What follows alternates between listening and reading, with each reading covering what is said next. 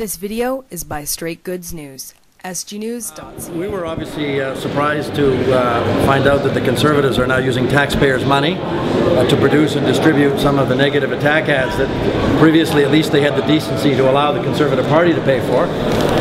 We were given advance copies of a series of attack ads that they plan to send out using House of Commons printing, taxpayers' money. They're even nice enough to include for the Conservative colleagues sort of 10 misleading, bogus pieces of text that they can insert in to the 10%er and therefore cover 100% of their riding. So today we've seen the Conservatives again wasting taxpayers' money and producing negative attack ads that frankly have very little basis in fact, and we don't think Canadians are interested in having their tax dollars fund Mr. Harper's negative campaign. It says, why does Craig Scott want to make it easier to break up our country? Well, this is a negative household, right? Isn't it the same thing?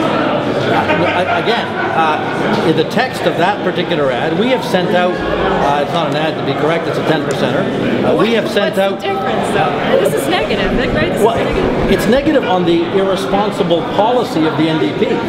The NDP irresponsible policy is that the country could be broken up on a 50% plus one vote on an unclear question.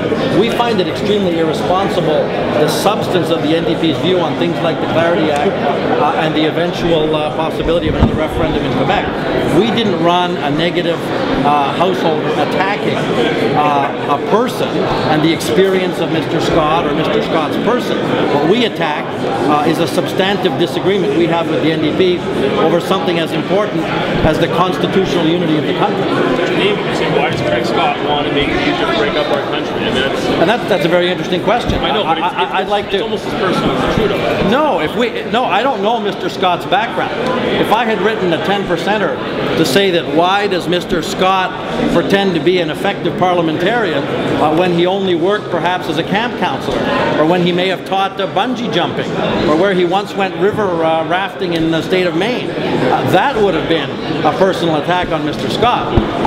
If an NDP MP believes, and Mr. Scott, the NDP MP, was in fact the person who brought in that completely ridiculous NDP bill to substitute the Clarity Act for some watered-down, weak-kneed approach of the NDP to placate the Nationalists in their caucus, Mr. Scott should answer for the substance of his reckless and silly private members bill. I'm not interested in him answering line by line the summer jobs he had. But did they break any rules by handing out these 10%ers at all?